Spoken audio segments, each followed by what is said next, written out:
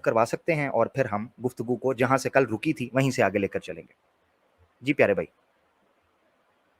آپ کا نام اور آپ کہاں سے ہیں بتا سکتے ہیں آپ؟ جی میرا نام امپورٹنٹ نہیں ہے اور میں کہاں سے ہوں یہ بھی امپورٹنٹ نہیں ہے. میں قرآنسٹ ہوں, یہی کافی ہے.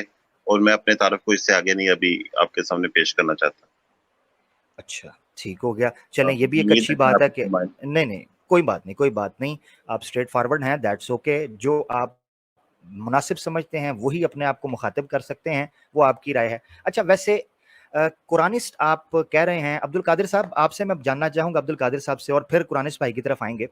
عبد القادر بھائی, کل ہماری بات یہاں آ کر رکی تھی کہ میری نظر کے مطابق قرآنسٹ ان لوگوں کے لیے جو انکار حدیث کا نظریہ رکھتے ہیں, وہ یہ کہتے ہیں کہ قرآن سے خارج میں کوئی بھی استنادی اور استنباطی اور استدلالی کوئی بھی مواد اور ماخذ اور مصدر نہیں ہے. تو میری نظر کے مطابق ان کو قرآنسٹ نہیں, ان کو منکرین حدیث کہنا چاہیے, اور اس میں کوئی قباحت بھی نہیں ہے اگر وہ حدیث کا انکار کرتے ہیں, تو اس میں کوئی مسئلہ بھی نہیں ہے. تو عبد القادر صاحب اس پر آپ نے کوئی رائے دی تھی, وہ آپ اگر دوبارہ دینا چاہیں, میں نے اس پر پھر جوابی بات بھی کی تھی, وہیں سے گفتگو شروع کرتے ہیں. تو اوور ٹو یو سر, آپ مائک انمیوٹ کر لیں.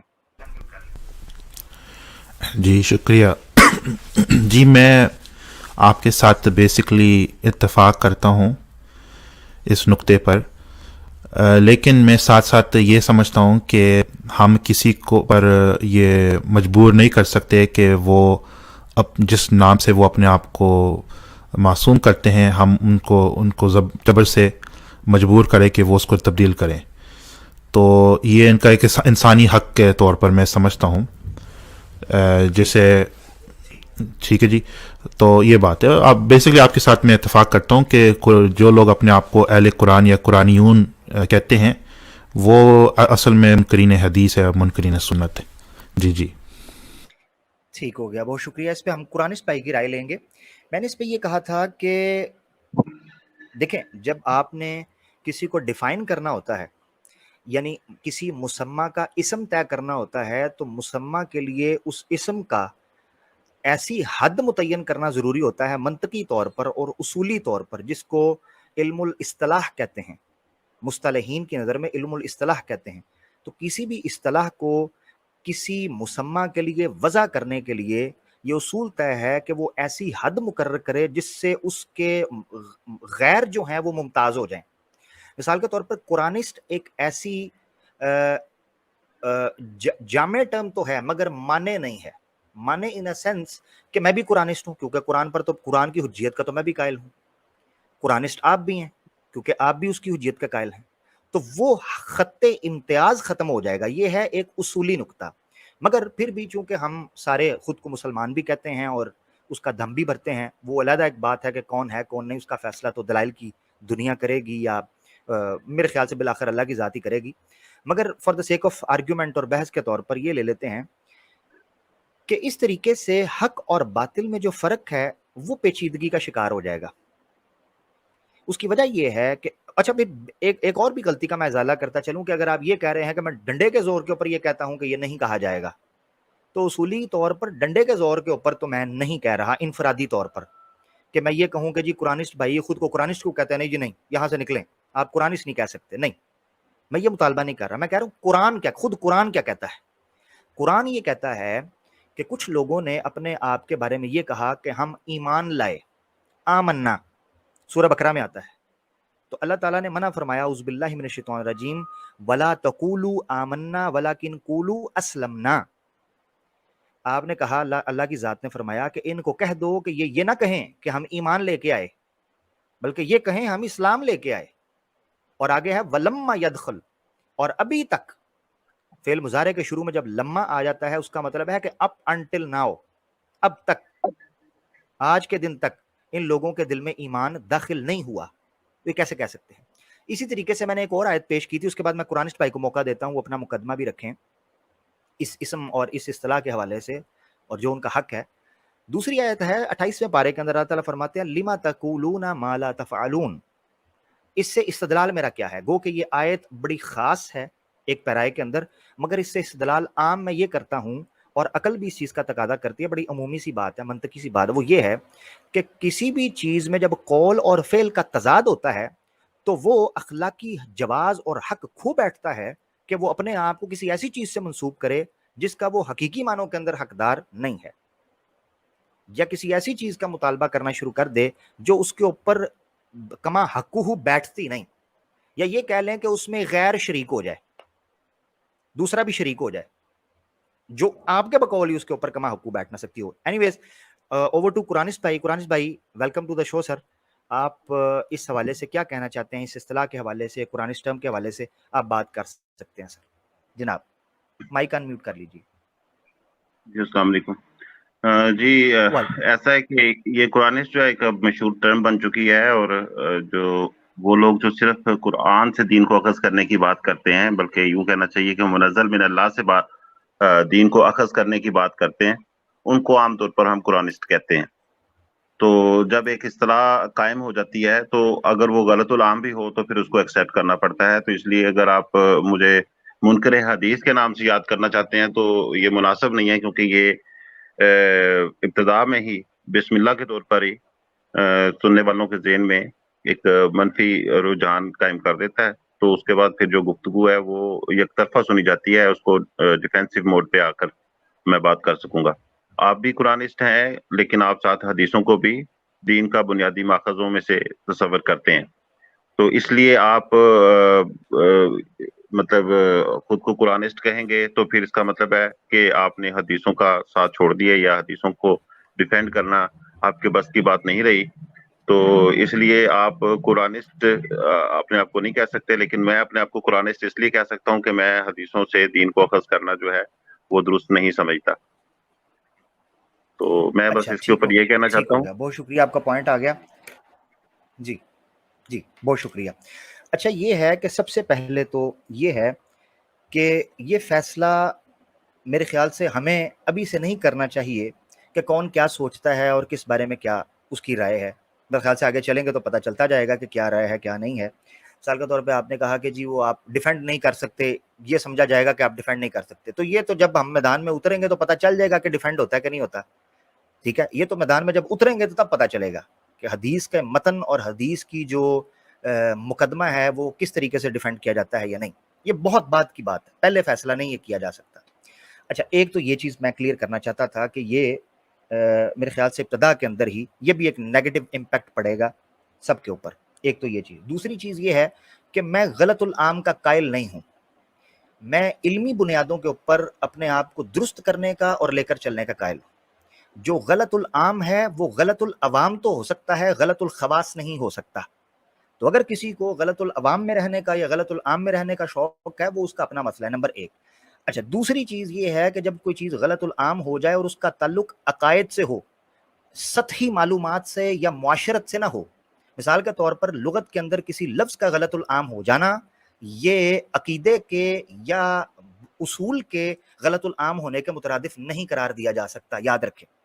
مثال کے طور پر میری نظر کے اندر قرآنسٹ ٹرم ایک انکار حدیث کے نظریہ رکھنے والے شخص کے ساتھ خاص کرنا یہ غلط العام اس درجے کا نہیں ہے کہ جس طرح لغت کے کسی لفظ کو غلط جو ہے نا وہ پرناؤنس کر دیا جائے یا تلفظ اس کا غلط ہو جائے۔ میرے نزدیک یہ اصولی بحث ہے کہ کسی کا کسی نام کے ساتھ خاص کر دینا۔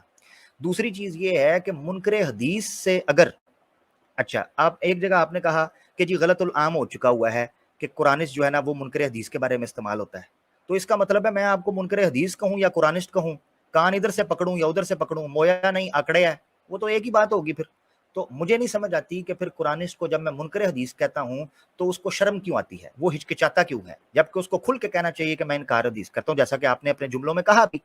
تو پھر یہ ٹرم قرآنسٹ کی خاص کرنا۔ اچھا دوسری بات یہ ہے کہ میں قرآنسٹ ہوں، میں ساتھ حدیثوں کو مانتا ہوں۔ اس تناظر میں آپ نے منزل من اللہ کا کہا، منزل من اللہ کا، اور آپ نے کہا آپ چونکہ قرآن منزل من اللہ کے ساتھ قرآن کے ساتھ حدیثوں کو مانتے ہیں اس لیے آپ قرآنسٹ نہیں ہو سکتے۔ کیا آپ ڈیفائن کر سکتے ہیں کہ منزل من اللہ کیا ہوتا ہے؟ منزل من اللہ، ٹھیک ہے، یہ مجھے آپ ڈیفائن کر دیجئے گا کہ منزل من اللہ کیا ہے، اور آپ اسی کو دین میں حجت اور ماخذ مانتے ہیں۔ اس کی وجہ یہ ہے کہ بارش بھی منزل من اللہ ہے، عذاب بھی منزل من اللہ ہوتا ہے، ٹھیک ہے جی، ملائکہ بھی منزل من اللہ ہوتے ہیں، ٹھیک ہے جی۔ تو یہ پتہ نہیں کیا کچھ اوپر سے جو آتا ہے وہ منزل من اللہ ہوتا ہے، تو کیا اس سب کو ہم حجت مان لیں گے. اس لیے ضروری ہے کہ تخصیص کر دی جائے تاکہ یہ سمجھنا آسان ہو کہ منزل من اللہ سے آپ کی یہاں مراد کیا ہے. جی اوور ٹو یو قرآنس بھائی.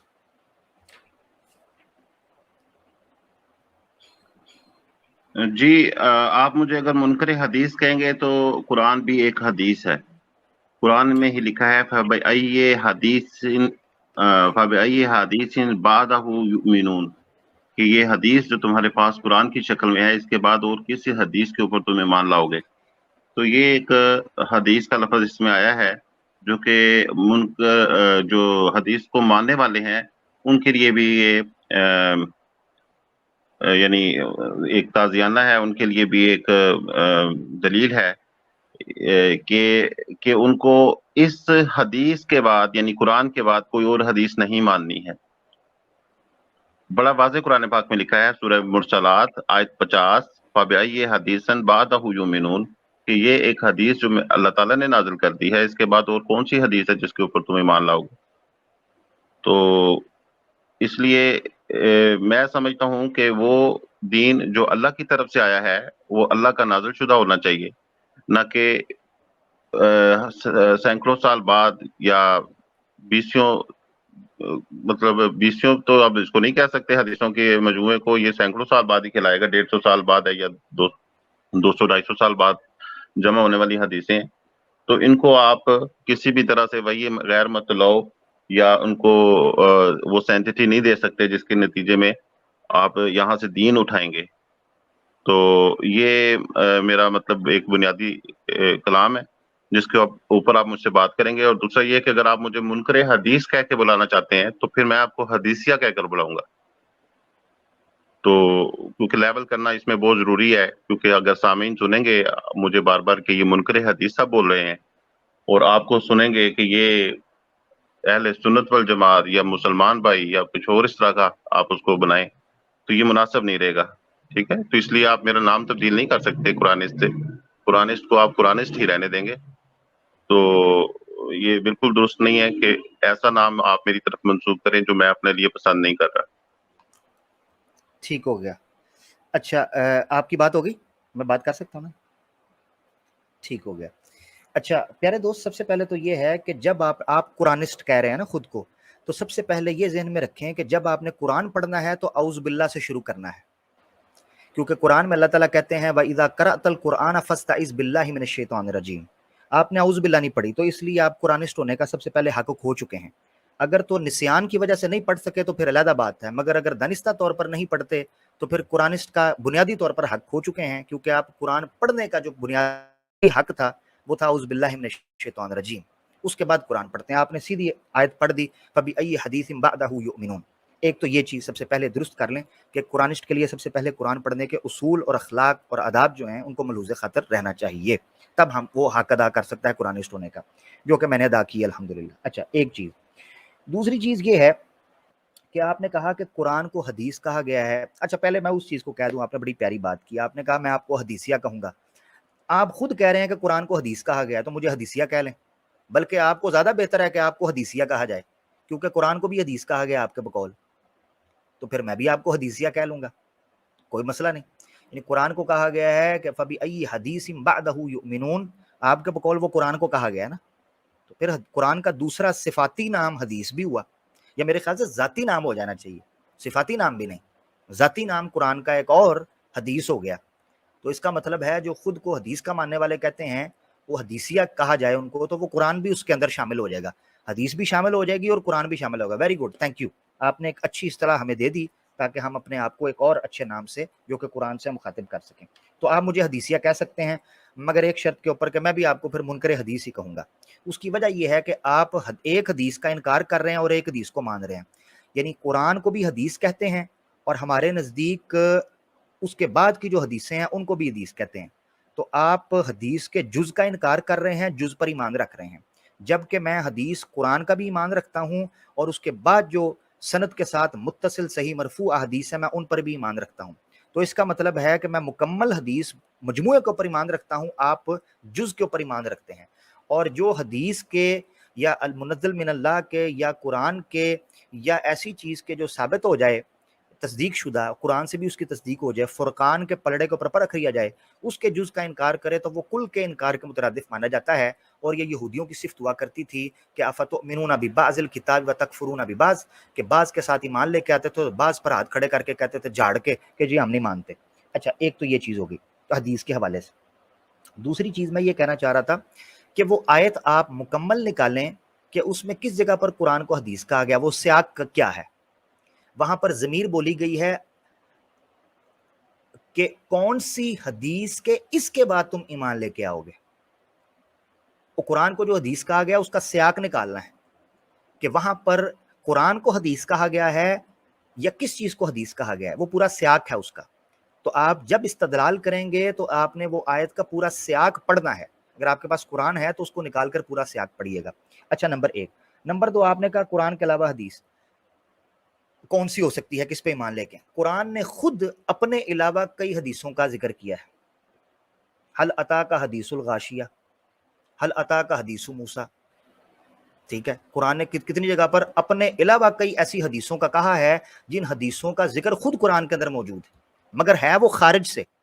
یعنی ایسی احادیث ہیں جن کا تعلق قرآن کے متن سے نہیں, قرآن میں اشارتاً ان کا ذکر آیا ہے کہ کیا تم پر وہ حدیث نہیں پہنچی, کیا تم پر وہ حدیث نہیں پہنچی.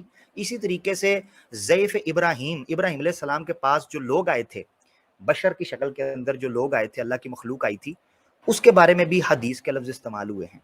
تو وہ بھی قرآن سے ہٹ کر ایک اور حدیث کا ذکر قرآن کے اندر مل گیا ہے.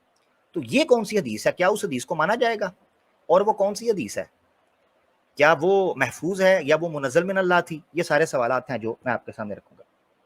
اچھا, آپ نے ایک اور چیز کہی, آپ نے کہا کہ وہ جو حدیثیں ہیں وہ چونکہ سینکڑوں سال بعد, جن کو آپ مانتے ہیں سینکڑوں سال بعد آئی ہیں, پتہ نہیں کیسے آئی ہیں کیسے نہیں آئی, اس میں ملاوٹ ہو گئی ہے, کون شامل ہو گیا ہے. یہ قرآن کہاں سے آیا ہے آپ کے پاس, مجھے یہ بتائیے گا. قرآن کس طریقے سے آیا ہے؟ کیا ڈائریکٹ قرآن نبی پاک صلی اللہ علیہ وسلم آپ کو پکڑا کے گئے ہیں کہ قرآنسٹ صاحب یا منکر حدیث صاحب بیل بجائی ہو گھر کی, جناب یہ آپ کی کاپی ہے, میری ذمہ داری تھی قرآن پورا آپ کو پکڑا کے جانا, یہ آپ کی کاپی ہے. عبد القادر صاحب یہ آپ کی کاپی ہے, عامر حق صاحب یہ آپ کی کاپی ہے. اوکے جی, اللہ حافظ, فی امان اللہ.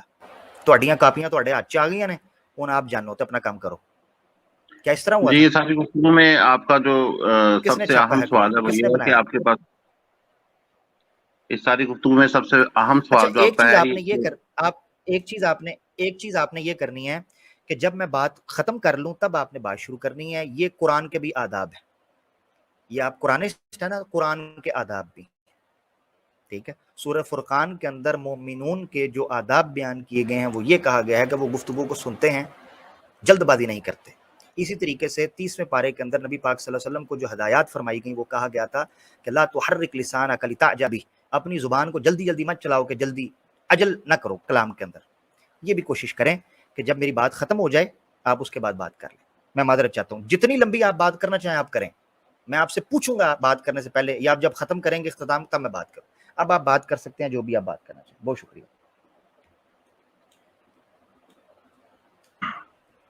جی, میں سمجھا تھا آپ نے مجھے گو ہیڈ دے دیا ہے, اس لیے میں نے بات شروع کی تھی, تو بہرحال ٹھیک ہے. تو یہ جو آپ نے اتنی لمبی گفتگو کی ہے, اس کے اندر جو سب سے اہم بات وہ یہ ہے کہ قرآن پاک سے ہمارے پاس بشکل حدیث پہنچا ہے, یعنی کسی نے کسی کو سنایا یا لکھوایا اور وہ پھر ایک سلسلے کے ساتھ آگے بڑھا ہے, جیسا کہ حدیث آپ کہتے ہیں کہ وہ ایک سلسلے کے ساتھ آگے بڑھی ہے.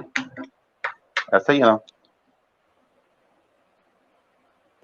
میں نے کر دی بات, آپ اس کو سمجھا کریں, میں نے کر دی ہوئی ہے بات.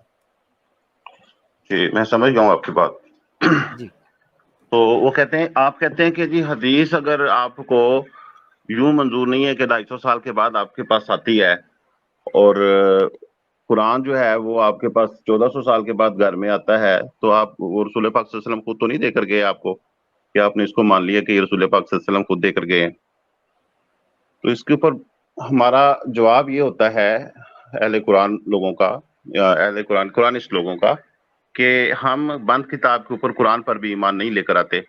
ہم قرآن کو پڑھتے ہیں, اس کے دلائل کے اوپر غور کرتے ہیں, اور اس کے بعد پھر ہم جب عقل و شعور والے ہوتے ہیں تو پھر اس کو اس کی آیات کے اوپر ایمان لے کر آتے ہیں.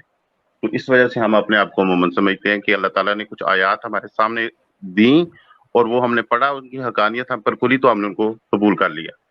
ایسا نہیں ہوا کہ ہم نے دیکھا کہ ہماری شیلف کے اندر قرآن پڑھا ہے, اس کی بجائے اگر وید پڑھی ہوتی تو ہم شاید کہتے کہ یہ وید سچی ہے. تو ایسا نہیں ہے اہل قرآن کا معاملہ کہ وہ بند کتاب کے اوپر ایمان لے کر آتے ہیں, وہ کھلی کتاب کے اوپر ایمان لے کر آتے ہیں. اور حدیثوں کو بھی جب ہم کھول کر دیکھتے ہیں تو پھر ہماری طبیعت میں بیزاری آتی ہے اور ہم سمجھتے ہیں کہ یہ وہ کتاب نہیں ہے جس کے اوپر ایمان لایا جائے یا جس سے دین اخذ کیا جائے. اگر اس سے دین اخذ کیا جائے گا تو بہت سارے مسائل پیدا ہوں گے جن کو ہم کبھی بھی حل نہیں کر سکیں گے. تو اس لیے ہم حدیثوں سے دین اخذ کرنے کے معاملے کو متروک جانتے ہیں, اس کو ناجائز سمجھتے ہیں, اس کو جائز نہیں سمجھتے. اور ہم یہ سمجھتے ہیں کہ ایک اللہ کافی ہے کہ وہ اپنی بات کو مستحکم دلائل کے ذریعے سے سمجھائے, اور ان مستحکم دلائل ہی کی بنیاد پر ہم اللہ تعالیٰ کی بات کو حق مانتے ہیں. یہ نہیں آپ کہہ سکتے کہ دیکھیں جی قرآن کے فلاں صفحے پر یہ 2 لفظ لکھے ہوئے ہیں, آپ اس کو کیوں نہیں مانتے. میں تو اس کو تبھی مانوں گا جب اس 2 الفاظ کی بات میری سمجھ میں آئے گی, جب میں اس کے اوپر اپنی عقل اپلائی کروں گا اور عقل کے اندر وہ فٹ بیٹھ رہی ہوگی تو میں اس کو قبول کروں گا. اس وجہ سے نہیں قبول کروں گا کہ یہ میری دینی کتاب کے اندر لکھی ہوئی ہے.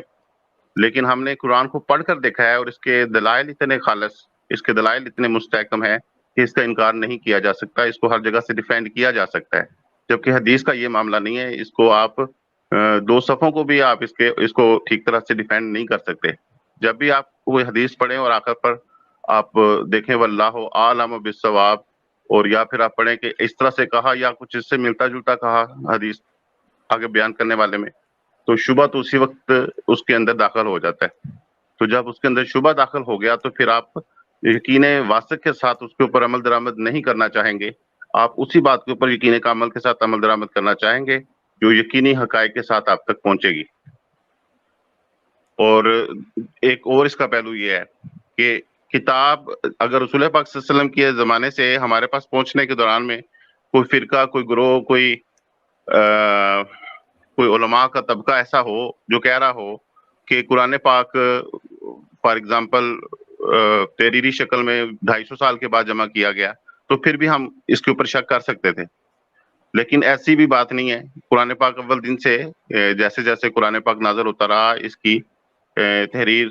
کو تحریری شکل میں لایا جاتا رہا. اسی لیے قرآن پاک کو ذالک الکتاب لا ریب فیہ ھدی للمتقین کہا جاتا ہے کہ بلا شبہ یہ ایک ایسی کتاب ہے جس میں کوئی شک نہیں ہے کہ یہ ہدایت ہے متقیوں کے لیے.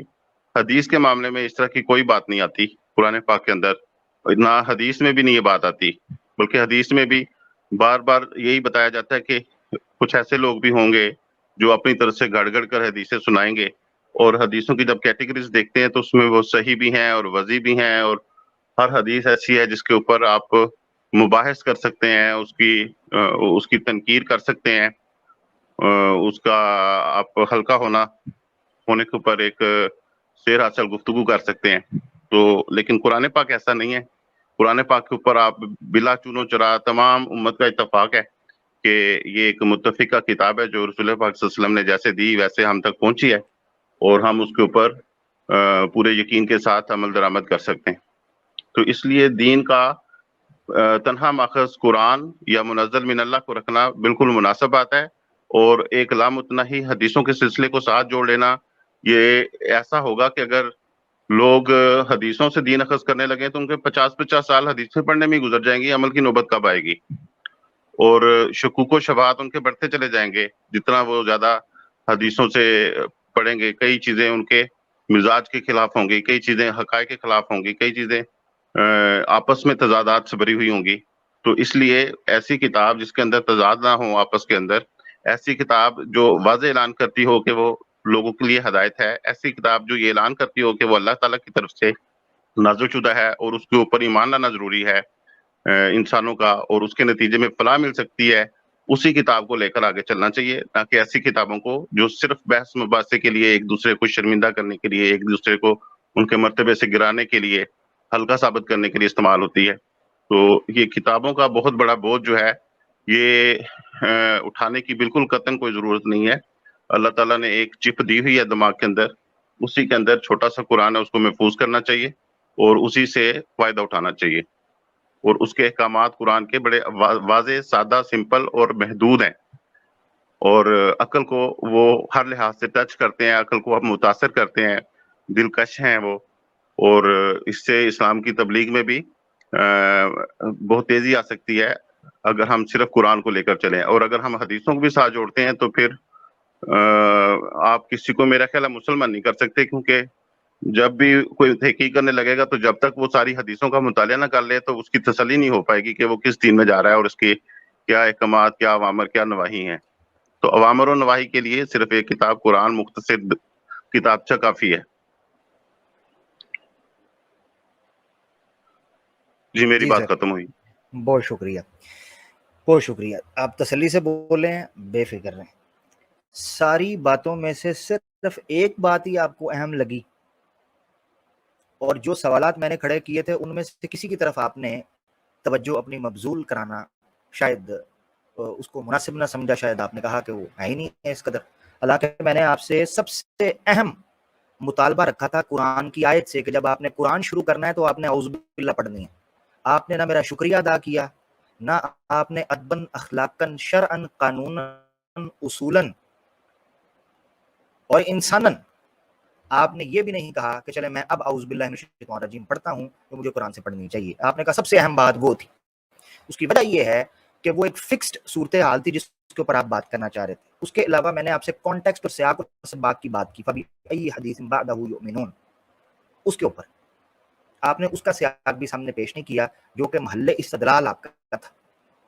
کیونکہ مجھے پتا ہے اس کے آگے جو پچھلی آیات ہیں وہ آپ پورے کانٹیکسٹ کے اندر پڑھیں گے تو وہ گتھی نکھر کر سامنے آ جائے گی، وہاں حدیث کہا کس کو جا رہا ہے. ٹھیک ہو گیا جی. اور میں نے اسی حدیث ورڈ کے اوپر 3 جگہ سے احادیث آپ کو پیش کیا تھا. حل اتاک حدیث غاشیہ، حل اتاک حدیث موسیٰ اور حدیث ضعیف ابراہیم. یہ سارے آپ کو میں نے پیش، مگر آپ نے اس کی طرف بھی توجہ نہیں کی. وہ بھی حدیث ورڈ تھے.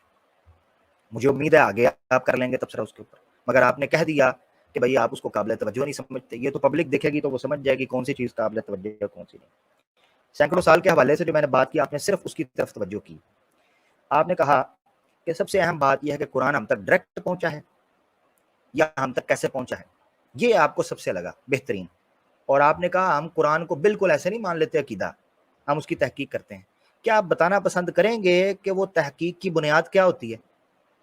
یعنی کسی الہامی کتاب کی تحقیق جو آپ نے کرنی ہے اور آپ نے زور دیا کہ عقل کی بنیاد کے اوپر، کہ میں عقل کی بنیاد کے اوپر الہامی کتاب کی جو ہے وہ تحقیق اور اس کی تنقیح کروں گا اور اس کے بعد فیصلہ کروں گا کیا یہ اللہ کی کتاب ہے یا نہیں.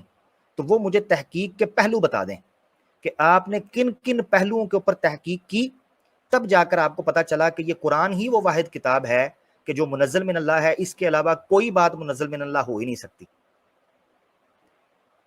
یہ آپ کا دعویٰ ہے تو اس دعوے پر دلیل قائم کرنی ہے، اور دلیل، دعویٰ جتنا بڑا ہو دلیل بھی اتنی مضبوط اور محکم اور واضح اور جو ہے نا وہ شفاف ہونی چاہیے. صرف تنقید نہیں احادیث، کیونکہ آپ نے مقدمہ رکھا، آپ کا دعویٰ ہے کہ قرآن کے علاوہ جو ہے وہ سب باطل ہے. اس دعوے کے لیے بڑی پکی دلیل چاہیے، اور حقیقت یہ ہے، اور مجھے بڑے دکھ اور درد کے ساتھ کہنا پڑے گا کہ وہ دلیل آپ نے صرف قرآن سے ہی دینی ہے. اچھا، پھر جن تحقیق کے اصول آپ نے متعین کرنے ہیں وہ بھی قرآن سے ہی ہونے چاہیے، اور مجھے ایک ایک کی آیت چاہیے ہوگی، آیت ایک ایک کی آیت چاہیے ہوگی. کیونکہ آپ نے کہا ہے کہ جی 50 سال لگ جائیں گے، تو 30 پارے پڑھنے میں تو آپ کو 50 سال نہیں لگیں گے نا جی. ہاں جی، تو وہ تو آپ انشاءاللہ قرآنسٹ بھائی، مجھے پوری امید ہے آپ سے کہ آپ انشاءاللہ قرآن تو آپ نے مکمل پڑھا ہوگا، کیونکہ حدیثیں تو آپ کہہ رہے ہیں مجھے 50 سال لگ جائیں گے بھائی پڑھتے ہوئے. آج کل تو ایوریج عمر بھی 45 سے اوپر جا کے بندہ ویسے لڑک جاتا ہے، عمریں بھی کم ہو گئی ہوئی ہیں. اچھا، تو مقصد کہنے کا یہ ہے کہ آپ نے اصول بتانے ہیں، کن اصولوں پر آپ نے پرکھا، یہ لکھ لے باتیں میری، ان کی طرف توجہ. پچھلی بھی باتیں رہ گئی ہیں اور یہ باتیں بھی رہ گئی ہیں جو جواب طلب ہیں، اور میں کافی پریشان ہوں، اور کافی جو ہے نا وہ آپ کہہ رہے تھے کہ بڑی الجھن ہوتی ہے، بڑی تردد ہوتا ہے جب بندہ حدیثیں پڑھتا ہے. تو مجھے بھی بڑا تردد ہوتا ہے کہ جب ان سوالوں کے جوابات مجھے، کیونکہ میں حدیث کا انکار کرنے کے بارڈر پہ بیٹھا ہوں، میں چاہتا ہوں کہ میں حدیث کا انکار کر دوں، مگر اگر آپ مجھے ان سوالوں کے جوابات دے دیں تو مجھے سر 2 منٹ لگیں گے. عبد القادر صاحب مجھے جانتے ہیں، میں تو فٹ فیصلہ کرتا ہوتا ہوں جن معاملات کا میں نے کرنا ہوتا ہے، پر شرط یہ ہے دلیل کی بنیاد کے اوپر. اچھا آگے چلتے ہیں، بہرحال یہ تو ضمنی بات آ گئی. آپ نے کہا عقل کی بنیاد کے اوپر. क्या कुरान ने सिर्फ और सिर्फ अकल को हुज्जत कहा है या किसी और चीज को भी हुज्जत कहा है? मेरा ये भी सवाल है, क्योंकि मेरे पास कुरान की बहुत सी आयत हैं जो अकल के अलावा बहुत सी चीजों को हुज्जत कहती हैं, बहुत सी चीजों को हुज्जत कहती हैं, बल्कि वो बात जगह के ऊपर अकल से निकाले हुए नतीजों को रद्द कर रही होती हैं। मिसाल के तौर पे अकल जो है ना, मैं मिसाल दे देता हूँ, अकल जो है, क्योंकि ये मेरे सवालात आपसे हैं तो मैं इसलिए टच करता हुआ आगे चलूंगा, जवाबात आपने देने हैं, अगर मजीद तफसील तलब करेंगे तो मैं देता चलूँ। मिसाल के तौर पर अकल जो नताइज निकालती है मफरूज़ों से, प्रेमिसिस से, जो नताइज अखज़ करती है, वो दो तरह के होते हैं, या वो कतई होते हैं या ज़न्नी होते हैं। अकल जो नताइज निकालती है, मुझे क्या किस बुनियाद के ऊपर मैं परखूंगा कि आपकी अकल ने कुरान की तहकीक में जो नताइज अखज़ किए हैं वो कतई हैं या ज़न्नी हैं? अगर तो वो कतई हैं तो क्या वो कतई सबूत हैं और कतई दलाला भी हैं? और अगर ज़न्नी हैं तो वो किस किस्म के ज़न्नी हैं? और अल्लाह ने तो खुद कुरान के अंदर कहा हुआ है कि जन की पैरवी मत करो, इन बाज़ ज़न्नि इस्मुन, कि क्योंकि बाज़ ऐसे नतीजे जो जन से निकलते हैं वो गुनाह होते हैं, उनमें खराबी होती है, को पाया सबूत तहकीक नहीं होती। तो ये मुझे बताएं कि अकल जो है उससे अगर आपने उसको मुतलक हुज्जत करार दे दिया है कि उस बुनियाद के ऊपर मैं कुरान को भी परखूंगा, तो फिर मुझे ये भी ज़रा समझाइएगा कि अकल का नताइज किस तरीके पर आप सेट करेंगे, रखेंगे। अच्छा, इसके अलावा आपने कहा कि कुरान जो है ना वो रसूल पाक सल्लल्लाहु अलैहि वसल्लम के ज़माने में जमा हो चुका हुआ था, और हदीसें जो है वो रसूल पाक सल्लल्लाहु अलैहि वसल्लम, कुरान जो है वो लिखा गया था, सॉरी तहरीरी शक्ल के अंदर, किताबी शक्ल के अंदर लिख दिया गया था 23 साल के ज़माने के अंदर, जैसे जैसे आता था। इसका सबूत आपने मुझे कुरान से देना है। ये जो आपने कहा ना ज़ालिकल किताबु ला रैब फीही, तो सूरह आपने खुद कहा है कि जैसे जैसे नाजिल होता था। सूरह बकरा की जो पहली आयत है उनके नज़ूल का ज़माना अवाइल मदीना का ज़माना है, तो जो अवाखिर की आयतें थी उनका क्या करना है? वो तो किताब मुकम्मल होने से पहले उनको किताब कहा जा रहा है, तो ये तो लुग़वी तौर पर, इस्तिलाही तौर पर, अरकली तौर पर भी ठीक नहीं है कि किसी नामुकम्मल किताब को किताब कहा जाए। आप दो चीज़ों में से एक चीज़ रखें, या आप ये कहें कि जैसे जैसे उतरता था तब तहरीर किया गया, तो फिर ये सवाल खड़ा हो जाएगा कि नामुकम्मल किताब को किताब क्यों कहा जा रहा है, या फिर आपको ये मानना पड़ेगा कि पूरी की पूरी किताब नाजिल हुई थी, पूरी की पूरी किताब, तब जाकर आप ये कह सकते हैं कि ये किताब है। वरना लुग़वी तौर पर, उसूली तौर पर आप किसी ज़ेरे तामीर चीज़ को वो नाम नहीं दे सकते, और चाहे कि आप अल्लाह से वो नाम लें कि अल्लाह वो कहे कि ऐसी किताब, और फिर किताब भी ऐसी कहा जा रहा है जिसमें शक नहीं है, और फिर किताब भी ऐसी कहा जा रहा है जिसमें हुदल लिल मुत्तकीन है, हिदायत है तमाम जानों के लिए। तो ऐसी किताब को नामुकम्मल हालत के अंदर किताब क्यों कहा जा रहा है? अब मैं आपसे सवाल करूंगा कि अगर आप ये कहें कि नामुकम्मल हालत के अंदर किताब कहा जा सकता है, तो फिर उन अहादीस को भी किताब कहा जाएगा जो टुकड़ों के अंदर जमा की गई थी, वो भी किताब थी, इसी उसूल के ऊपर जो आप पेश कर रहे हैं। अच्छा, एक चीज़, दूसरी चीज़ ये है, मुझे समझ नहीं आती, मैंने आपसे ये मुतालबा किया था, और मैं अक्सर हमारे जो मुनकरीन हदीस हैं, दोस्त अहबाब, अब्दुल कादिर साहब तो पुराना जानते हैं, जब हमारी बात हुआ करती थी तो मैं उनसे यही मुतालबा रखा करता था, यहीं आकर हमारी कुंडी फंस जाती थी। मैं उनसे कहता था कि जिन लोगों ने हदीस के अंदर खुराफात की हैं, और जिन लोगों ने उसके अंदर जो है वो पंक्चर लगाए हैं अहादीस के अंदर, और कोई मौजू जो सारी आपने बात की, मैं उससे इत्तेफाक करता हूँ कि ये सारे नकाइस मौजूद हों। मुझे नहीं समझ आती कि कुरान कैसे बचा रह गया, मेरी अकल नहीं मानती, अब मेरी अकल नहीं मानती कि कुरान कैसे बचा रह गया उनसे। ठीक है, मैं तो फिर कहता हूं, मेरे नजदीक जैसे ही आप ये कहते हैं कि इस लंबे अरसे से गुजरने की वजह से वो हदीस मुतलकन, याद रखें, जुमलतन, मुतलकन, कुल्ली तौर पर मशकूक और जन्नी हो गई, कुल्ली तौर पर मैं कह रहा हूं, तो मेरे नजदीक फिर कुरान भी जो है वो जन्नी और मशकूक हो जाएगा। उसकी वजह यह है कि उन्हीं रस्तों से तो ये पहुंचा है जिन रस्तों से वो पहुंचा है, उन्हीं अजमी साजिशों के साये में तो ये कुरान भी छपता रहा है, जिन अजमी साजिशों और खारजी मिलावटों के तहत वो हदीसें आई हैं आपके बकौल, तो फिर ये कुरान कैसे बच गया? ये भी एक सवाल। ठीक हो गया। तो इस तरह के कुछ सवालात हैं जो मैं आपसे पूछना चाह रहा हूं। अच्छा, इसके अलावा आपने हदीस के हवाले से बात की, ये जो हदीस की सारी किताबें हैं, इसमें कमो बेश जो मसाइल जिक्र किए गए हैं वो एक छोटी सी किताब के अंदर आ जाए। मिसाल के तौर पर मिशकात है, आप कहते नहीं 50 साल लगेंगे, किसने कहा है कि सारी हदीस की किताबें पढ़नी है? मोटे मोटे जो मसाइल हैं वो तकरार के साथ मुख्तलिफ किताबों के अंदर आते हैं। जैसे कुरान है, कुरान में जो बिखरे हुए तकरार के साथ मसाइल डिस्कस किए गए हैं, मैं आपको پورے وثوق کے ساتھ, پوری یقین کے ساتھ کہتا ہوں کہ یہ ایک پارے کے اندر بند ہو سکتے تھے, ایک پارے کے اندر. حضرت موسیٰ کا واقعہ ہوتا, حضرت آدم کا واقعہ ہوتا, حضرت نوح کا واقعہ ہوتا, حضرت عیسیٰ کا واقعہ ہوتا, پرانی قوموں کے 4-5 واقعات ہوتے ایک ہی سلیس طریقے سے, چند شریعت کے احکامات ہوتے, جس طرح 10 کمانڈمنٹس آئی تھیں, ٹھیک ہے نا, جو الواح آئی تھی اس طرح آتی, کہانی ختم ہو جاتی. یہ 30 پارے اور 114 صورتیں, بھئی اتنی موٹی کتاب یہ کون پڑھے گا؟ اور اسی لیے لوگ پڑھتے نہیں ہیں, اسی لیے لوگ نہیں پڑھتے. تو میرا سوال یہ ہے کہ جو آپ 50 سال کی بات کر رہے ہیں, خود یہ قرآن ابھی آپ نے کہا آہستہ آہستہ اترا, چلے میرا سوال ہے کتنے سالوں کے اندر اترا؟ بھئی جو قرآن معروف روایت کے مطابق یا تواتر معلومات کے مطابق یا مشہور نظریے کے مطابق 23 سال کے اندر اتر رہا ہے, حدیثیں تو پھر آپ کے بقول 100-200 سال کے اندر کٹھی ہو کے سائڈ پہ ہوگی, ٹھیک ہے. یہ 23 سال کے اندر وہ کتاب اتر رہی ہے جس پر آپ بنیاد رکھ رہے ہیں. تو یہ بھی ذرا ان سوالوں کے جواب ضرور دیجیے گا, میں جاننا چاہتا ہوں. حدیثوں کی حجیت یا حدیثوں کے متن کی طرف تو ہم بعد میں آئیں گے, پہلے تو قرآن ادھر اللہ معاف کرے کہ اس کے اوپر سوالات اٹھ رہے ہیں, تو ان کو کلیئر کیجیے ذرا قرآنسٹ بھائی. بہت شکریہ, اوور ٹو یو.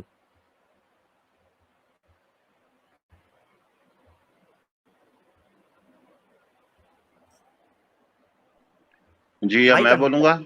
جی جی جی بولیں. جی اب یہ ہے کہ ہمیں دیکھنا چاہیے کہ وہ کسی کتاب کی حجیت کے لیے یا اس کے حق کی طرف سے ہونے کے لیے کیا اللہ تعالیٰ نے بات بیان کی ہے.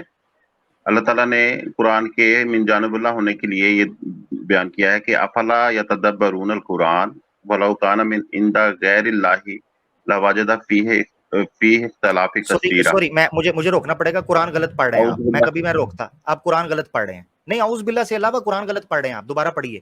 میں اسی لیے کہتا ہوں قرآن اس کو کہا کریں, آپ قرآن غلط پڑھ رہے ہیں. جی افلا یتدبرون القرآن ولو کان من عند غیر اللہ جی غیر اللہ لوجدوا فیہ اختلاف. میرے پاس ذرا روشنی بھی کم ہے, روشنی کر لینا, قرآن کی بات ہو رہی ہے سر. کیا ہے جی, دوبارہ پڑھیں. سوری سمجھ آ گئی ہے تو آپ اس کو خود بھی پڑھ سکتے ہیں. نہیں ہماری بحث اس بات پر نہیں ہے کہ آپ کو قرآن اچھا پڑھنا آتا ہے, آپ کسی اچھے قاری سے پڑھے ہوں گے. میں نہیں پڑھ سکا. پیارے بھائی دوبارہ آیت پڑھیں. سوری دوبارہ آیت پڑھیں قرآن کی. آپ قرآنسٹ ہیں نا, دوبارہ پڑھیں.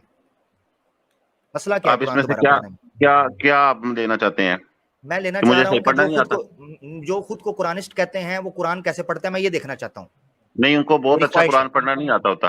حدیث آپ نے حدیثیں بھی پڑھی ہیں, آپ نے قرآن بھی پڑھا ہے, تو یقیناً آپ کا محاورہ عربی پڑھنے کا زیادہ ہے. میری چھوڑ دیں پیارے بھائی, دیکھیں بحث بڑھ رہی ہے, قرآن پڑھیں. میں قرآن دیکھیں قرآن کی بات کر رہا ہوں, میرا تو مطالبہ جائز ہے. قرآن دوبارہ آیت غلط پڑھ رہے تھے, اب دوبارہ پڑھیں. کیا میں غلط کہہ رہا ہوں؟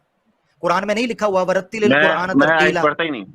میں آیت پڑھتا ہی نہیں. میں آپ کو ویسے ایک دلیل دیتا ہوں جو کہ قرآن پاک میں بیان ہوئی ہے. آپ تو قرآنسٹ ہیں, قرآن کی آیت کیوں نہیں پڑھ رہے؟ قرآن کی آیت میں آپ کو دلیل جو دے رہا ہوں اسی سے, میں اسی کی بتائی ہوئی دلیل جو آپ کو دے رہا ہوں, جو میں نے آپ کو عرض کیا ہے کہ ہم قرآن پاک کی دلیلوں کی وجہ سے قرآن کو سچا مانتے ہیں. پیارے بھائی میں ایک بات, ہم بند کتاب کو طوطے کی طرح سے پڑھے ہوئے کو, یاد کیے ہوئے کو نہیں مانتے ہیں. پیارے بھائی میرے نزدیک ہم اس کے دلائل کی وجہ سے اس کو مانتے ہیں.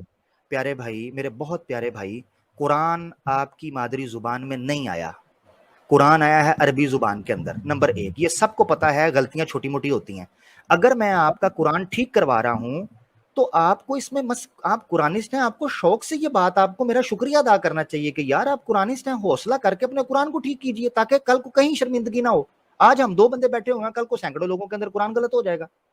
اور آپ کو پتا قرآن میں لکھا ہوا ہے, قرآن کا حق ہے, امر کا صیغہ, رتل القرآن ترتیلا, قرآن کو ٹھیک طریقے سے پڑھو جیسے وہ آیا ہے. ٹھیک ہے, قرآن کا حق ادا کرو. تو یہ قرآن آپ صحیح سے پڑھیں عربی زبان میں. دوبارہ جس سے آپ نے استدلال کیا ہے, میں چاہتا ہوں ہم ایک دوسرے کو سیکھیں سکھائیں. جہاں میں غلط پڑھوں گا میری صلاح کیجیے گا, اس میں کوئی جذباتی ہونے کی بات نہیں ہے. میں کوئی ہار جیت کا فیصلہ نہیں, مگر قرآن تو پڑھیں پیارے بھائی, قرآن عربی زبان میں پڑھیں. جی میں ایک دفعہ پھر کوشش کرتا ہوں, شاید آپ کو پھر پسند آئے. افلا یتدبرون القرآن ولو کان من عند غیر اللہ لوجدوا فیہ اختلافا کثیرا. زبردست, ٹھیک ہو گیا جی, بہترین ہو گیا, زبردست, شکریہ جی. تو اس میں دلیل یہ اللہ تعالیٰ نے قائم کی ہے کہ اگر یہ قرآن غیر اللہ کی طرف سے ہوتا تو اس کے اندر اختلاف بہت زیادہ ہوتا. ٹھیک تو ہو گیا. اللہ تعالیٰ کا یہ دعویٰ ہے کہ اس میں اختلاف نہیں ہے، اور ہم نے اس کو پڑھ کر دیکھا ہے تو اس میں اختلاف نہیں نکلا. جبکہ یہی چیز جب ہم حدیثوں میں دیکھتے ہیں تو حدیث کا نہ تو اس طرح کا کوئی دعویٰ ہے، نہ ہی وہ اختلاف سے خالی ہے. تو اس لیے ہم اس بات سے منع کرتے ہیں کہ حدیث سے دین لیا جائے، کیونکہ دین بڑا حساس معاملہ ہے. اگر آپ حدیث کے ذریعے سے دین میں کچھ ملاوٹ کر دیں گے اور وہ ملاوٹ ٹھیک نہ، مطلب وہ خالص دین نہ ہوا، تو جو کل دین بنے گا آپ کا اور میرا، وہ ٹھیک نہیں بنے گا.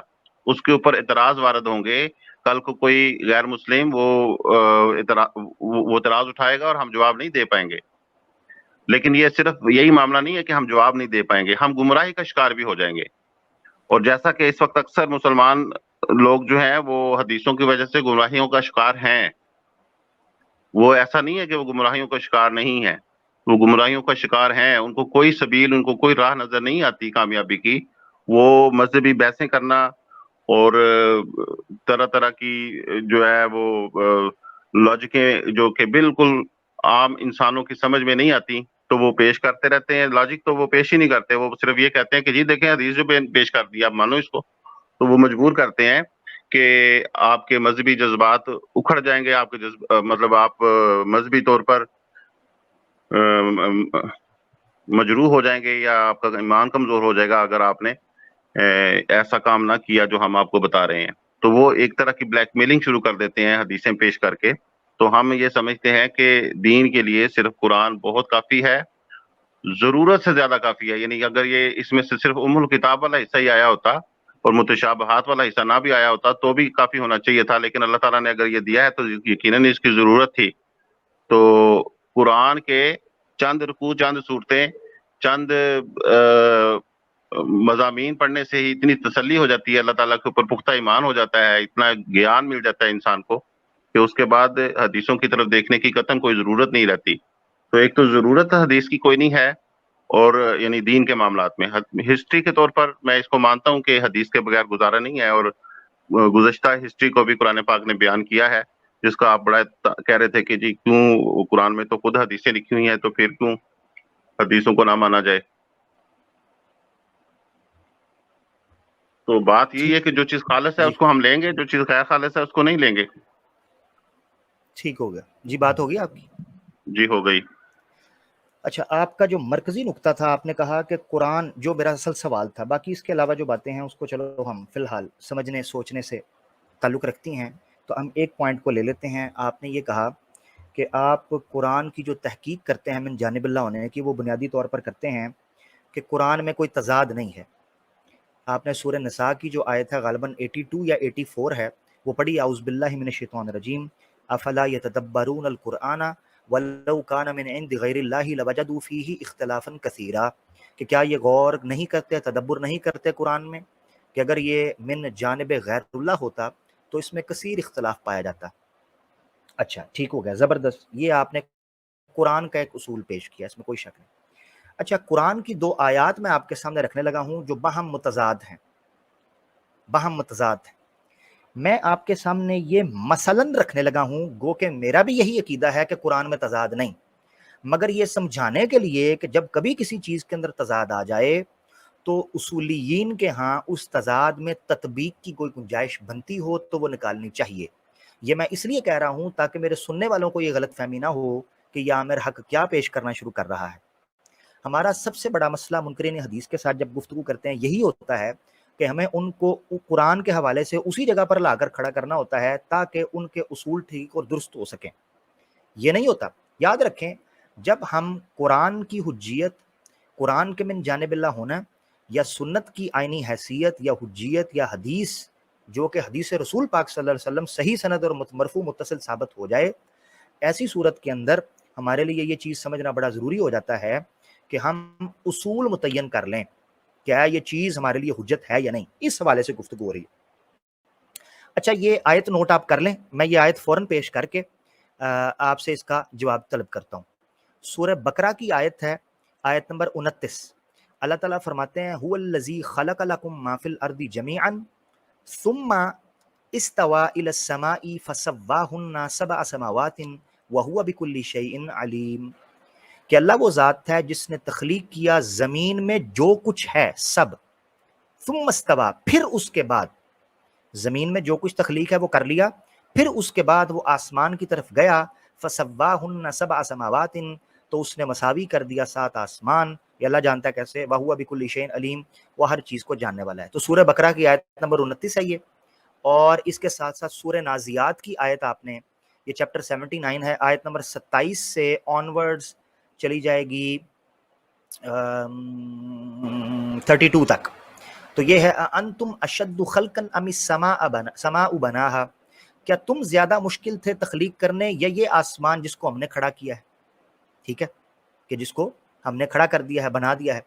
اب یہاں آسمان آیا ہے، رفع السمکہا فسواہا، کہ ہم نے اس کے جو ہیں چھت کھڑی کی اور اس کو سیدھا کر دیا، وَأَغْطَشَ لَيْلَهَا وَأَخْرَجَ زُحَاهَا، اور ہم نے اس کی رات کو جو ہے وہ بچھایا، اور وَأَخْرَجَ زُحَاهَا، اور اس کی صبح کو نکالا، وَالْأَرْضَ بَعْدَ ذَلِكَ دَحَاهَا، اور زمین کو اس کے بعد دحاها رہنے کے قابل بنایا، اخرج منها ماءها ومرعاها، اس سے اس کا پانی بھی نکالا، اس کی چراگاہیں بھی نکالی، والجبال ارساها، آنورڈز آگے چلتی چلی جاتی ہے۔ تو زمین میں جو کچھ تھا اس کی تخلیق کو تفصیل سے بیان کر کے آسمان کے بعد بیان کیا جا رہا ہے سورہ نازیات کے اندر، اور یہاں سورہ بقرہ کے اندر بیان کیا جا رہا ہے کہ آسمان زمین پہلے بنی، سب کچھ زمین کا جو بھی تھا وہ سب پہلے بنا، جمیعاً کے الفاظ ہیں، اور اس کے بعد ثم آتا ہے۔ میرا سوال پیارے بھائی آپ سے یہ ہے کہ زمین پہلے بنی ہے، زمین کے اندر موا فیہا جو کچھ ہے، یا آسمان پہلے بنا ہے، یہ مجھے کانٹرڈکشن نظر آ رہا ہے، اس حوالے سے آپ کو رائے دینا چاہیں، اس تضاد کو حل کر دیجیے۔ ایک تو یہ کہ آپ کہتے ہیں کہ آپ بھی اہل قرآن ہیں، تو اس لیے اس کے اندر اگر کوئی تطبیق کی صورت ہے تو اس کا پہلا حق آپ کا بھی ہے، بلکہ دوسرا حق کہہ لیں چلے بے شک، وہ آپ کا بھی یہ فرض ہے کہ آپ بھی اس کی تطبیق کریں گے، اور یہ صرف میرا فرض نہیں ہے کیونکہ میں صرف قرآن کو مانتا ہوں، ٹھیک ہے۔ اور دوسرا یہ کہ آپ نے خود ہی معذرت کر لی کہ گو کہ میں بھی تطبیق کرنا چاہتا ہوں یا کر سکتا ہوں، تو جب آپ مانتے ہیں کہ آپ اس کی تطبیق کر سکتے ہیں یا اس کے اوپر کوئی اعتراض نہیں ہے اللہ تعالیٰ کی اس آیت کے اوپر جو اس سے پہلے میں نے پیش کی تھی کہ اس میں اختلاف نہیں ہے، تو آپ کو اس کے اوپر ایمان ہونا چاہیے۔ تو اس ضمن میں یہ ہے کہ کچھ آیات قرآن پاک میں اللہ تعالیٰ نے اسی قرآن میں بتایا ہے کہ متشابہات ہوتی ہیں، تو یعنی شبہ میں ڈال سکتی ہیں آپ کو، تو جب وہ آپ اہل علم کے پاس جو راسخون فی العلم ہوتے ہیں ان کے پاس ان کو پیش کرتے ہیں تو وہ بتاتے ہیں کہ یہ اللہ تعالیٰ رب کی طرف سے یہ جو باتیں، یعنی اب یہاں پہ راسخون فی العلم سائنٹسٹ ہوں گے اور وہ ان سے جب ہم ان چیزوں کے بارے میں استفسار کریں گے تو وہ اس کا بالکل درست اس کے مطابق کی بات بتائیں گے کہ جو قرآن پاک میں لکھا ہے وہ بالکل درست لکھا ہے۔ اور یہ پہلی آیت تو مجھے سمجھ آئی ہے سورہ بقرہ کی، جو دوسری آیت ہے اس کی طرف میں اس کو جا کر دیکھا نہیں، اور اتنا بھی ٹائم بھی نہیں ہے فوری طور پر کہ میں آپ کو اس طرح کی ڈیٹیلڈ آنسر بتانے شروع کر دوں، کوئی جن کے اوپر ایک مقالہ یا تحقیق لکھنے کی ضرورت ہے تو وہ آپ اس کو فی البدی پوچھنا چاہیں تو اس کا میرا اصول یہ نہیں ہے کہ کچا پکا سا آنسر آپ کو دے دیا جائے اور ڈنگ ٹپاؤ سا کام ہو جائے۔ تو میں آپ کو جب آنسر دوں گا تو وہ آپ سے کویسچن لے کر اس کا ایک مکمل آنسر بنا کر دوں گا، وہ آپ کو انشاءاللہ تعالیٰ تسلی کروائے گا۔ لیکن اس بات کے اوپر ہمارا چونکہ اختلاف ہے ہی نہیں ہے کہ قرآن پاک میں کوئی اختلاف بھی ہو سکتا ہے، تو اس لیے آپ کا یہ کویسچن پوچھنا ہی ناجائز ہے، آپ کو پوچھنا ہی نہیں چاہیے، آپ کو خود سوچنا چاہیے کہ آپ کیا پوچھ رہے ہیں، آپ ایسی بات پوچھ رہے ہیں جس کے اوپر آپ کا میرے ساتھ کوئی اختلاف ہی نہیں ہے۔ ٹھیک، آپ کی بات ہو گئی، بہت شکریہ۔ اچھا، آپ نے مجھے کہا تھا کہ آپ نے قرآن کو تحقیق کے بعد، نہ صرف یہ کہ وہ آپ کو پکڑا دیا گیا ہے، آپ نے الماری کھولی قرآن پڑھا تھا آپ ایمان لے، آپ نے پوری تحقیق کے بعد، پورے اصول کے بعد اور پوری بنیاد رکھنے کے بعد اس کے اوپر عقیدہ رکھا ہے کہ یہ لا ریب ہے اور اس میں کسی قسم کا کوئی تضاد آپ ہی کے اصول سے نکلا تھا۔ تو میں نے آپ کے اصول پر اس چیز کو پرکھا ہے، یہ فی الحال آپ کے اصول پر بات ہو رہی ہے، میری ذاتی رائے کیا ہے یا میں اس میں تطبیق کس قدر دوں گا وہ میرا مسئلہ ہے، مگر اگر میں تطبیق دے دوں تو اس کا مطلب یہ ہے کہ میں حدیث کے ساتھ ساتھ قرآن کے اندر تطبیق دے کر ایک اچھا مسلمان بھی بن، کیونکہ میں قرآن کے مسائل بھی حل کر رہا ہوں اور میں حدیث پر بھی ایمان لایا ہوں، تو اس کا مطلب یہ ہے کہ میرے حدیث پر ایمان لانے نے میرے قرآن پر ایمان یا قرآن کے عقیدے یا قرآن کی تحقیق کے اندر کوئی رخنہ نہیں ڈالا۔ اچھا، ایک تو یہ چیز ہے، دوسری چیز یہ ہے کہ مجھے اچھا لگا پیارے بھائی آپ نے یہ کہا کہ جب تک آپ اس پر تحقیق نہیں کر لیتے मुकम्मल इस मसले को समझ नहीं लेते तब तक आप इस चीज़ के ऊपर बात नहीं करेंगे। मुझे अच्छा लगा, इसमें कोई शक नहीं। मगर इसके साथ साथ आपने एक सजेशन ये दे दी, आपने कहा कि इस मसले के ऊपर जो रासिखून फिल इल्म हैं वो साइंटिस्ट हैं। ठीक है जी, वो साइंटिस्ट हैं। साइंटिस्ट पता है क्या कहते हैं जी? साइंटिस्ट तो इसके बिल्कुल बरखिलाफ कहते हैं, वो तो एक और साइंटिफिक एरर आ जाएगा। मगर चूंकि आपने अभी साइंस को बुनियाद नहीं बनाया था, इसलिए मैंने कोई साइंटिफिक एरर वाली बुनियाद ही नहीं रखी।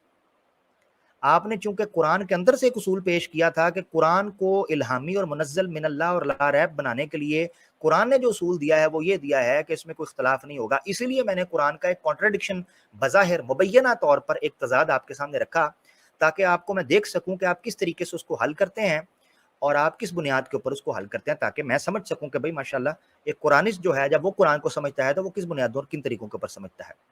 आपने कहा कि साइंस रासिखून फिल इल्म जो हैं वो साइंटिस्ट होंगे, वो कोई और बंदा नहीं होगा। अच्छा, रसूल पाक सल्लल्लाहु अलैहि वसल्लम साइंसदान थे? मेरा ये भी सवाल है।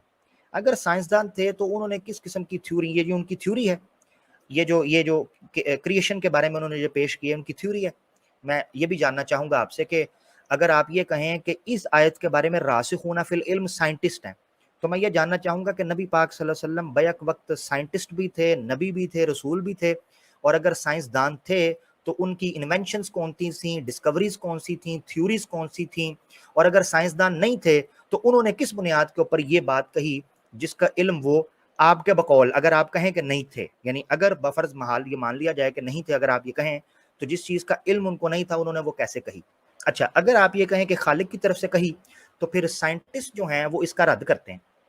साइंटिस्ट के नज़दीक तख्लीक के अंदर तकदीम ताखीर हुई ही नहीं। वो ये कहते हैं कि ज़मीन व आसमान एक दम बने हैं, एक साथ बने हैं, उसमें ऐसा हुआ ही नहीं कि पहले ये चीज़ बनी है बाद में वो चीज़ बनी है। वो बिग बैंग की थ्योरी को मानते हैं 1950 से ऑनवर्ड्स तक, अब तक, और वो ये कहते हैं कि इनिशियल सिंगुलैरिटी से एक बिग बैंग हुआ था, प्राइमरी नेब्यूला उसे कहते हैं, वो ब्लास्ट हुआ था एक साउंडलेस म्यूट स्पेस के अंदर ब्लास्ट हुआ था, जिससे space, time, matter, mess, energies और सारी weak nuclear, gravitational energy, electromagnetic, जितनी भी एनर्जीज जो 4 किस्म की बुनियादी एनर्जीज मानी जाती हैं वो फैली और 3 डायमेंशन की दुनिया आपके सामने, कायनात आपके सामने। साइंस की अगर आप साइंटिस्ट से पूछे तो साइंटिस्ट तो इस चीज़ को रद्द कर देंगे कि पहले ज़मीन बनी है या पहले आसमान बना है। साइंस तो इसको यहीं पर रद्द कर देगी कि 7 आसमान कौन से होते हैं। अगर आप साइंस को कहते हैं कि सूरह बकरा की ये जो आयत है ये कहती है कि अल्लाह ताला फरमाते हैं आयत 29 के अंदर कि सुम्मस्तवा इला समाई फसव्वाहुन्ना सबअ समावातिन, के 7 आसमान जो है उनको सीधा कर दिया। मुझे बताएं साइंस कहेगी 7 आसमान कौन से हैं? आपको ये वजाहत करनी पड़ जाएगी कि ये 7 आसमान, समावात क्या होता है, इसकी पूरी तफसीर और तशरीह करनी पड़ जाएगी। समावात क्या है, अरबी जुबान में समा किसे कहते हैं, और ये सबअ समावात की कहानी क्या है।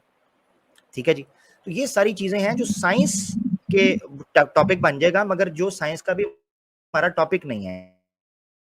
अभी आपने एक चीज कह दी है, मैं आपसे इजाजत लूंगा। उसकी वजह यह है कि एक तो आपने कहा आपके पास वक्त हो गया है, तो आपकी आखिरी बात सुन के आपसे मैं इजाजत लूंगा, क्योंकि अब मैं जो बात कर रही हूँ उस पर आपका जवाब जरूर बनता है, क्योंकि आपने ये कहा है कि जो मैंने सवाल रखा है उस पर आप मजीद तहकीक करेंगे। तो हम कुरान की तहकीक का जो बुनियादी उसूल कुरान ही से आपने लिया है वो लिया है तजाद का ना होना, इख्तलाफ का ना होना। तो मैं ये जानना चाहूँगा कि आप इस इख्तलाफ और तजाद को किस तत्बीक की बुनियाद के ऊपर ठीक करते हैं और हल करते हैं, तब हम अपनी गुफ्तगू को आगे लेकर चलेंगे और मेरे अगले सवालात जो हैं वो फिर आप उसके साथ डील कीजिएगा। ये मेरी गुजारिश है, इस पर आप मजीद बात करना चाहते हैं तो कर लें। उसके बाद हम अब अब्दुल कादिर साहब से हम मुखातिब होंगे, को 1 घंटा हो गया वो खामोश हैं। जी कुरानिस्ट भाई, ओवर टू यू। जी ठीक है। ये जो आपने आखिर पर फसवा हुन्ना सबअ समावाती, तो ये जो लेयर्स होती हैं हमारी हवा के अंदर, जिनको साइंटिस्ट ने दरियाफ्त कर लिया है अब कि ये एक गर्म लेयर होती है, फिर उसके बाद ठंडी लेयर, फिर उसके बाद गर्म लेयर आ जाती है, और जिसके उसके ऊपर फिर सैटेलाइट उड़ते हैं, और वो हमारे इस जो जमीन के हिसाब से समावात है 7, उसकी आखिरी हद है, तो वहां से खला शुरू हो जाती है, वहां पे कोई समा नहीं रहता। तो ये जो सितारे वगैरह हैं ये उससे ऊपर की बातें हैं। ये हमें जिस एनवायरनमेंट में हम मौजूद हैं जमीन के अंदर, वो जब आप अगर कोई देखेंगे वीडियो तो ये आपको पता चलेगा कि गैसेस वगैरह जो है ये बाद में प्रोड्यूस हुई हैं। पहले ये जमीन जो है ये एक मलगूबा था, हवा, मिट्टी, गैस और एक डस्ट का एक मुकम्मल ایک ڈسٹ کا تھا, ایک سمجھ لیں کہ ایک غبار سا تھا. تو اس میں پھر پہلے زمین تخلیق ہوئی ہے اور پھر ہوائیں جو ہیں اس کے بعد سیٹل ہوئی ہیں, اور اس میں رواسی, یہ پہاڑ وغیرہ اور چوٹیاں وغیرہ, اس کے بعد کی باتیں ہیں. پانی بنا, اور بلکہ پانی تو نازل ہوا ہے کہیں اور سے. تو بہرحال یہ جو ساری چیزیں ہیں یہ اس سے الگ ہیں. تو 7 آسمان جو ہے یہ ہوا ہی کی لیئرز ہیں جس کے اندر پرندے اڑتے ہیں. تو اچھا میری ٹھیک ہے, میں تحقیق اس سمجھ کے گیا بارے ہوں. میں یہی ہے. اس ٹھیک سے جو اوپر آپ چلے جاتے ہیں تو وہ تو ٹھیک, ملائے اچھا اعلیٰ کی داستانیں ہیں. جی بتائیے.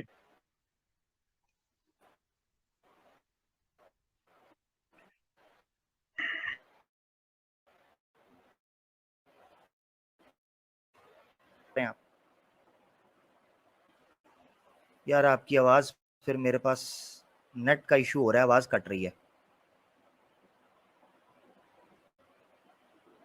جی میری آواز انہوں نے آ رہی اپنا ہے. مائک میوٹ کیا.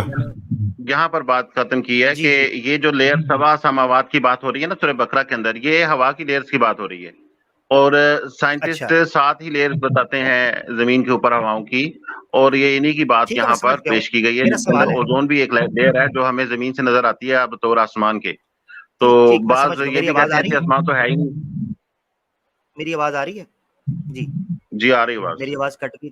ٹھیک ہے, میں اب آپ سے سوال پوچھنے لگا ہوں. آپ نے کہا یہ جو 7 فضاؤں کی, ہواؤں کی جو لیئرز ہیں مختلف, ان کو جو نا یہاں پر 7 سماوات کہا گیا, اور اس سے پرے پھر ستارے ہیں.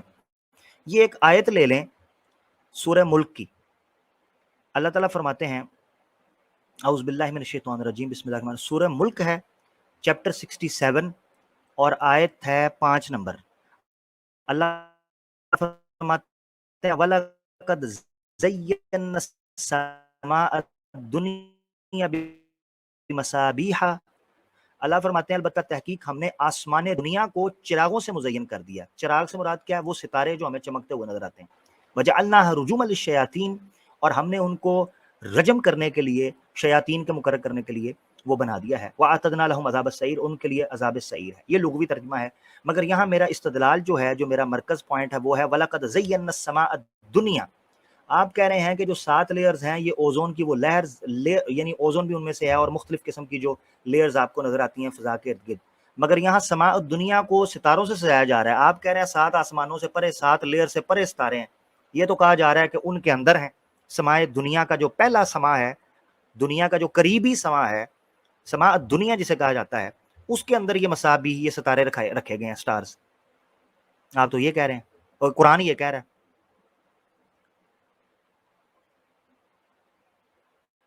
آپ اس پر کیا کہیں گے؟ جی میری آواز آ رہی ہے؟ جی بالکل آپ کی آواز آ رہی ہے. تو آپ مصابیح کو ستارے کہہ رہے ہیں یا اللہ تعالیٰ مصابیح کو ستارے کہہ رہا ہے؟ آپ یہ کہنا چاہ رہے ہیں کہ اور یہ کیا آپ, ستارے مصابیح ہوتے ہیں؟ میری نظر کے مطابق تو مصابیح ستاروں کو ہی قرآن میں مختلف مقامات پر کہا گیا. میں اور بھی مقامات آپ کو دے دیتا ہوں, آپ بتا دیں آپ کیا سمجھتے ہیں. اتنی دیر میں اور مقامات نکال لیتا ہوں.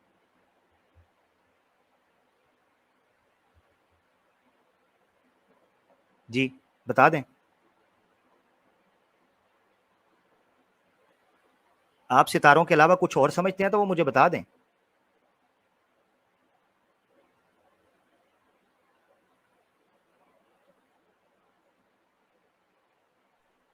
جی میں سمجھتا ہوں کہ اس طرح کے جو اعتراضات ہیں یا اس طرح کے جو سوالات ہیں ان کے اوپر پوری پہلے تحقیق ہونی چاہیے, اور اس کے ٹھیک, بعد. لیکن یہ جو 7 سماوات کا جہاں پہ تذکرہ آیا ہے, یہ بات جو میں نے آپ کو بتائی ہے یہ اس کے بالکل مطابق بیٹھتی ہے. تو ہم جب نہیں عقل سے مطابق تو تب بیٹھے گی نا پیارے بھائی, مطابق تو تب بیٹھے گی نا جب قرآن کے مطابق ہوگی. آپ اپنی ذاتی رائے کو قرآن کے مطابق, تو معذرت کے ساتھ میں بڑا معذرت چاہتا ہوں, آپ اپنی ذاتی رائے کو تو قرآن کے ساتھ مطابقت نہیں کر سکتے جب تک قرآن کی استدلال دلیل نہیں ہوگی. اب ایک اور آیت لے لیں, سورہ حامیم سجدہ کی آیت نمبر 12 ہے, اس میں بھی 7 سماوات کے بعد اس چیز کا ذکر آیا ہے. لیں آپ یہ کہہ رہے ہیں 7 سماوات کے بعد, اللہ فرماتے ہیں فَقَضَاهُنَّ 7 سَمَاوَاتٍ فِي يَوْمَيْنِ وَأَوْحَىٰ فِي كُلِّ سَمَاءٍ أَمْرَهَا. ہم نے 7 اور ہم نے مکمل کر دیے, فَقَضَاهُنَّ اور مکمل کر دیے 7 سماوات فی یومین 2 دنوں کے اندر, وَأَوْحَىٰ فِي كُلِّ سَمَاءٍ أَمْرَهَا اور ہر آسمان کی طرف اس کا معاملہ وہی کر دیا. وَزَيَّنَّا السَّمَاءَ الدُّنْيَا بِمَصَابِيحَ وَحِفْظًا, اور ہم نے آسمان دنیا کے لیے چراغ مقرر کر دیے. چلے لغوی ترجمہ چراغ, وہ چراغ کیا ہے آپ اس کی تشریح کر دیں, وہ بتا دیں. Just one second.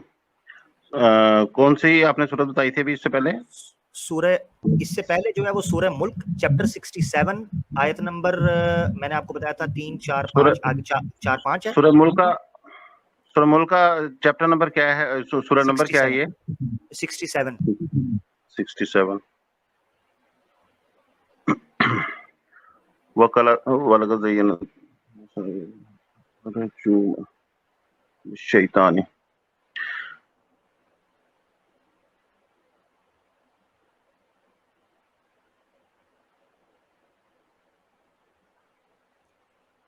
ٹھیک ہو گیا.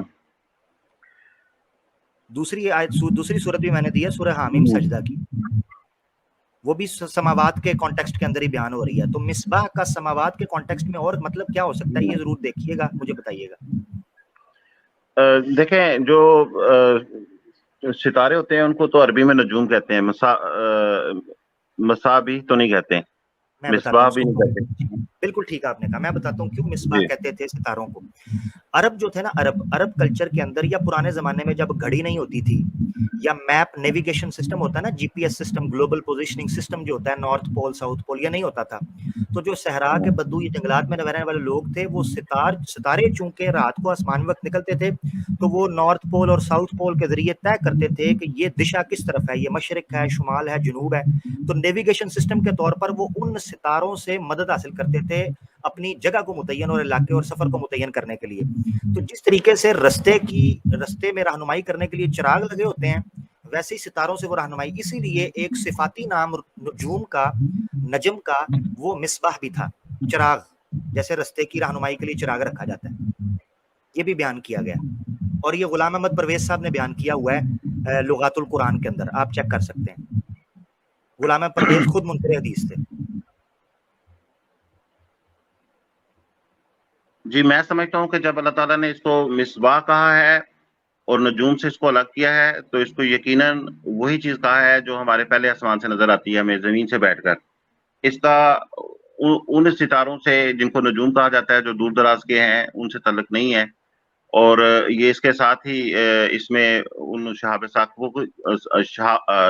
ثاقب کا بھی ذکر آیا ہے جو زمین پر گرتے ہیں اور کسی فساد کا سبب بن سکتے ہیں, تو ان کا بھی ساتھ ہی تذکرہ آیا ہے. تو مصابی جیسا کہ وہ ہمیں یہاں سے نظر آتے ہیں چراغ کی صورت میں, اور اس کی جو روشنی کا ایک چھوٹا سا چٹکلا ہے جو ہمارے آسمان سے ٹکراتا ہے اور وہ روشنی پھر ہم زمین تک پہنچتی ہے, تو یہاں پر صرف اس کا ہی تذکرہ ہے جو ہماری اس فضا میں داخل ہونے کے بعد اس کی حقیقت بنتی ہے. جیسے اگر آپ پانی کے اوپر روشنی ڈالتے ہیں ٹارچ کی, سن لیں ذرا, تو ٹارچ تو سائڈ پر ہے, لیکن جو روشنی کی لاٹ اس کے اوپر پڑے گی پانی کے اوپر, تو وہ ایک الگ چیز ہوگی اس سے.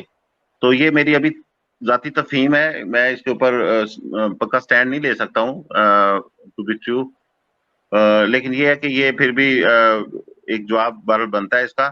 لیکن بات یہ ہے کہ آپ بھی اہل قرآن ہیں, آپ نے خود کہا کہ آپ کے اوپر بھی یہ فرض بنتا ہے کہ یہ اس طرح کی جو اشکالات ہیں اس کو درست کیا جائے یا اس کی ایکسپلینیشن کی جائے. میرے نزدیک ویسے یہ کوئی اشکالات ہے نہیں, اس لیے کہ ایک کانٹیکسٹ میں بات چلی ہوئی ہوتی ہے. جب ہم قرآن کو ترتیب سے پڑھتے ہیں, اس کے اوپر پورا غور و فکر کرتے ہیں, اور اس طرح کی کچھ چیز سامنے آئے تو پھر اس کا پتہ چل جاتا ہے. میں آپ کو روک اس لیے رہا ہوں, میں روک اس لیے رہا ہوں. ایک سیکنڈ. دوسری بات یہ ہے کہ جب کوئی مضمون چل رہا ہوتا ہے تو اس مضمون ہی آپ ایسے کریں, نہیں چھوڑ دیں, ابھی چھوڑ دیں, میں آپ کو کیوں روک رہا ہوں, نہیں میں آپ کو روک اس لیے رہا ہوں کہ آپ نے پہلے یہ کہا ہے آپ اس پہ تحقیق کریں گے, تو کوشش کریں کہ اب تحقیق کے بعد ہی جواب دیں, اب رنجا راضی نہ کریں معذرت کے ساتھ. تو اب تحقیق کے بعد جب تسلی سے آپ کو پتہ چل جائے گا, میں نے آپ کو کہا یہ آپ نے بہت اچھی بات کی, قرآن کا مطمع نظر بھی یہی ہے اور قرآن کا اسلوب گفتگو بھی یہی دیا گیا ہے کہ لا تقف ما لیس لک بہ علم فاسألوا اہل الذکر ان کنتم لا تعلمون بعد اعوذ باللہ من الشیطان الرجیم. تو جب بھی آپ کو کوئی علم نہیں ہے آپ پوچھ سکتے ہیں, آپ تحقیق کریں, کوئی بات نہیں تسلی سے, تب اس پر بات کریں, مجھے اچھا لگے گا. ہم سیکھنے سکھانے کے لیے کوئی ادھر ہار جیت کو کنڈ نہیں لا رہے انشاءاللہ کسی دی, تسی پائیو ساڈے اہلاً و سہلاً اینی ٹائم. اچھا اب آتے ہیں اس بات کی طرف, آسمان کی طرف ہی آتے ہیں کیونکہ اس پر آپ اپنا تبصرہ کر رہے ہیں. میرے خیال سے کافی بات ہو چکی ہے, مگر अगर लोगों को दिलचस्पी लग रही है, सीखने के लिए मिल रहा है, कुरानिस्ट भाई इंशाल्लाह हमारे साथ दोबारा भी आएंगे और हम इनको लेंगे, इंशाल्लाह गुफ्तगू करेंगे। अच्छा, आपने आसमान के हवाले से कुरानिस्ट भाई बात की है, उस पर मैं बात करना चाह रहा था। आपने कहा कि ये फिर मसाबी जो है आपने कहा चूंकि ये उस कॉन्टेक्स्ट के अंदर बयान हो रहे हैं जिसमें नजूम नहीं, तो नजूम से हटकर इनको मुखातिब किया। हालांकि मैंने आपको बताया कि एक सिफाती नाम है नजूम का ही, मगर फिर भी मैं आपकी तफहीम को, आपकी ज़ाती इनफरादी राय को मैं थोड़ा सा वेट देकर उस पर तबसरा कर लेता हूँ। तो आपने कहा कि ये जो हैं वो उस आसमान के साथ हैं जो ज़मीन के साथ है, वो नज़र ये उस जगह पे। तो वो आप मुझे कोई साइंटिफिक, क्योंकि आपने कहा ये आयत जो है इसके लिए रासिखूना फिल इल्म जो है वो साइंटिफिक साइंस है, तो क्या आप मुझे उस लेयर के अंदर कोई चिराग जलते हुए, क्योंकि मसाबी जलना चाहिए, तो कोई साइंटिफिक थ्योरी या कोई साइंटिफिक आर्टिकल या कोई साइंटिस्ट दिखा दें जिसने ये कहा हो कि ये जनाब जो मसाबी है ना ये अलहदा है नजूम से, क्योंकि आपने खुद कहा है कि इसकी हकीकी तफसीर और ताबीर रासिखूना फिल इल्म यानी साइंटिस्ट कर सकते हैं।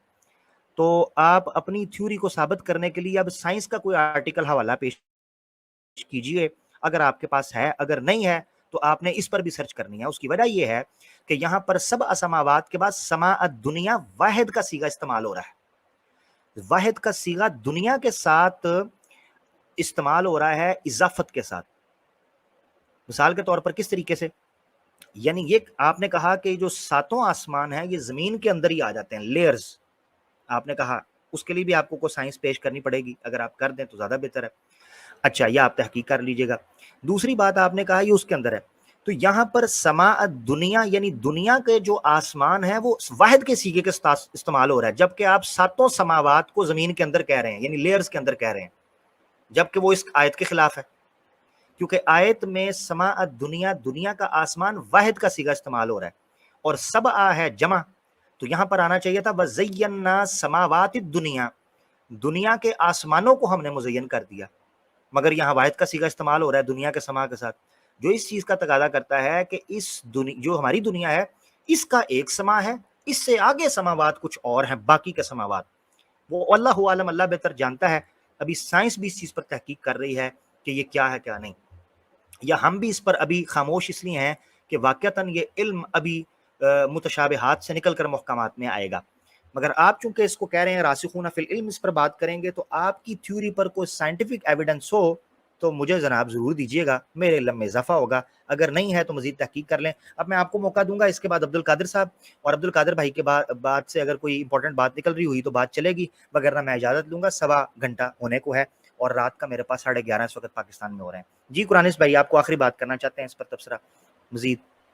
जी, आपने मुनासिब बात की। अब हमारे पास 2 क्वेश्चन हैं, 2 इख्तिलाफी मकामात हैं कुरान पाक के, बज़ाहिर इख्तिलाफी हैं तो नहीं, लेकिन बज़ाहिर इख्तिलाफी हैं, तो उसको हम गौर करके देख लेंगे, तो फिर आपके सामने मैं वो जो तहकीक आएगी वो मैं पेश कर दूंगा। अभी आप अब्दुल कादिर साहब से बात कीजिए और मैं आपको यूट्यूब से सुनूंगा, स्ट्रीम से मैं आउट हो जाता हूँ ताकि सिग्नल वगैरह की गुफ्तगू ठीक होगा। मैं सिर्फ ये कहना चाहता हूँ प्यारे भाई कि अगर मुझसे कोई बदअखलाकी बदकलामी जाने में हो गई हो तो मैं मादरत खा हूँ, उसको मेरी नीयत या मेरा इरादा मत समझिएगा, उसको गुफ्तगू का एक तसलसल समझ लीजिएगा।